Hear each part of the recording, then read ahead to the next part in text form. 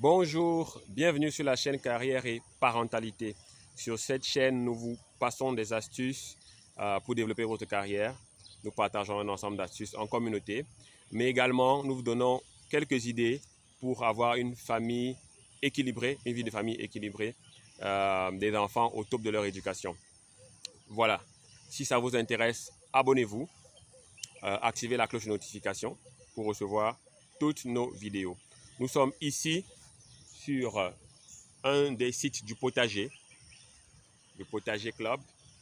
Au potager, nous apprenons aux enfants à produire ce qu'ils mangent à travers agriculture, élevage et technologie. Et pour les plus grands, les adultes, nous faisons, et même pour les enfants, nous faisons ici à Yassa, sur le site où je me trouve en ce moment, dans ces bois. Nous organisons tous les samedis à 14 h un barbecue. Nous prenons des poissons dans les temps et puis nous faisons de la braise et il y a pas mal de jeux de société aussi en famille. Voilà, alors le thème d'aujourd'hui, le programme de ma fille. Je vais vous le montrer. C'était pas de la blague. Vous n'allez pas pouvoir le voir à l'écran facilement. Mais hier soir, j'ai demandé à mes enfants de faire le programme de leur journée du lendemain. Voilà. C'est un exercice que je leur demande souvent. Normalement, ils doivent le faire tout le temps, mais ils ne le font pas. Et on n'est pas toujours aussi derrière eux tout le temps pour leur demander. Mais hier soir, j'y ai pensé. Et je vais vous décrire à peu près le programme de ce jour de ma fille. Voilà. Donc, elle dit réveil 6 h. À 6 h 05, elle prend sa toilette jusqu'à 6 h 10. Elle se lave jusqu'à 6 h 20. Elle s'habille. Elle fait quelques révisions de 6 h 30 à 6 h 56. Elle va à l'école. Je l'ai laissée à l'école.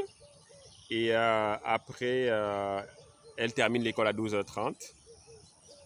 Elle rentre vers 12 h 50. Elle se lave, elle s'habille de 13 h à 13 h 40. Voilà. Elle se repose de 13 h 40 à 14 h. 20 minutes de repos.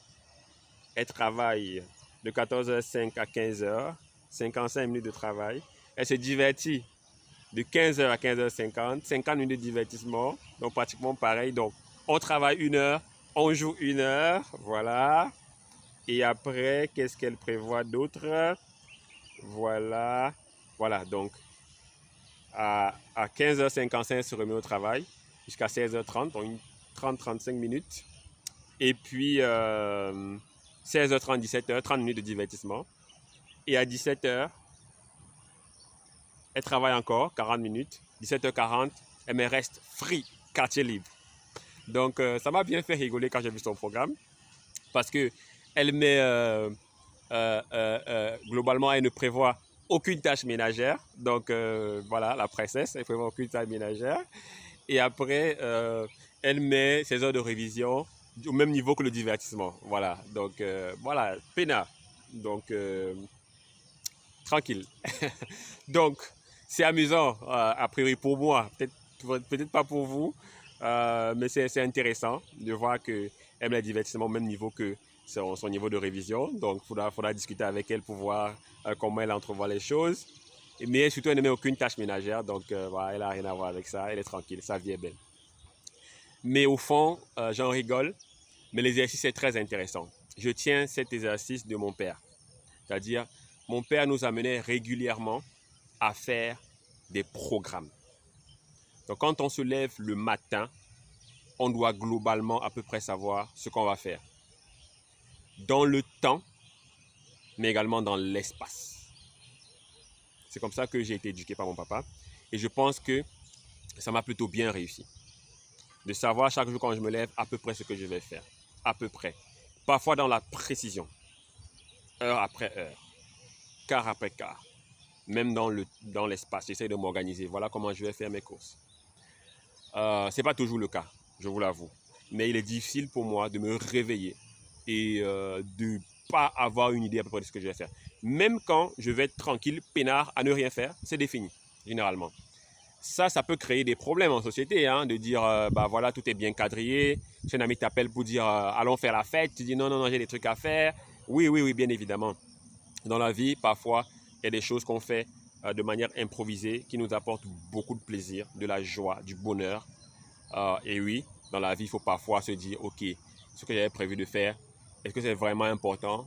Je peux peut-être le postponer à une autre date pour faire plaisir à un ami et être avec lui, être disponible. Il peut avoir une urgence. S'il y a une urgence, tu as prévu de faire quelque chose, tu vas juste l'arrêter. S'il y a un accident, tu vas gérer l'accident.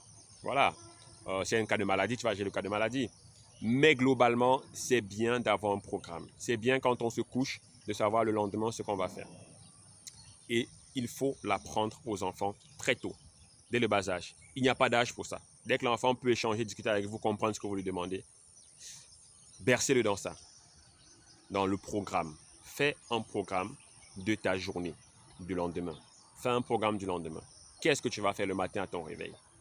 Autre chose, je n'ai pas vu la prière dans le programme de ma fille. Donc, ça permet de cadrer aussi l'enfant, de mettre un ensemble de choses, de routines.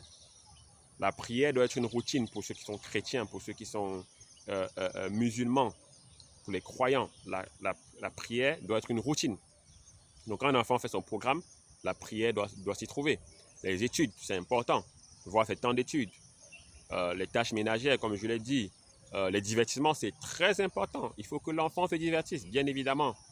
La lecture, c'est-à-dire lire des choses qui n'ont rien à voir avec l'école. Les activités créatives. Tout ça, il faut le mettre dans un programme et se battre pour que l'enfant suive son programme. Parce que ça ne sert à rien de faire un programme si après on le bousille complètement pour des raisons futiles, juste parce qu'on n'a pas la rigueur de le suivre. S'il y a un accident, s'il y a une interpellation qui est importante, oui, on peut surseoir à une tâche et la remettre à plus tard. Mais s'il n'y a pas ça, ces événements de force, on va dire majeure, ou de force, on va dire ça comme ça, il faut suivre son programme. Sinon, ça ne sert à rien de le faire. Donc, ce que je vous passe comme message aujourd'hui est intéressant pour les adultes comme pour les enfants. Si, dans le cas de ton boulot, tu ne sais pas ce que tu as à faire globalement dans ta journée, quand tu arrives le matin, il y a de fortes chances que tu ne sois pas très productif. Tu vas courir un peu en désordre, tu ne seras pas très productif. Bien évidemment, tu peux arriver, tu ne l'as pas prévu la veille, mais tu arrives le matin et tu te poses. Tu arrives un peu tôt avant qu'il y ait du monde, tu te poses et tu définis un programme si tu n'avais pas fait. Oui, tu peux le faire. Tu définis un programme et là, tu t'exécutes. L'idéal pour moi, c'est de le faire la veille. Comme ça, déjà, dès qu'on se lève, on est dans le pop, pop, pop, pop, on est dans l'exécution. Mais si on ne l'a pas fait, très tôt le matin, on se pose et on définit un programme. Et généralement, on verra comment on avance dans nos chantiers, dans nos grands projets. On verra comment on avance. Parce que grâce au programme, on réussit à avoir de la consistance. Des choses qui demandent un travail sur une certaine durée. Quand on sera sûr que dans son programme, on les intègre régulièrement, on arrive à un moment donné à une certaine consistance qui amène à un résultat. Donc voilà ce que je voulais partager avec vous. Une vidéo de 8 minutes 22, 30, on va dire ça comme ça, 9 minutes pour arrondir. J'ai été court aujourd'hui. Ah, heureusement, j'arrive à être court. Donc, c'est ça la leçon du jour. Amenons nos enfants à faire leur programme et à respecter leur programme. Ah, ciao, je vous attends dans les commentaires.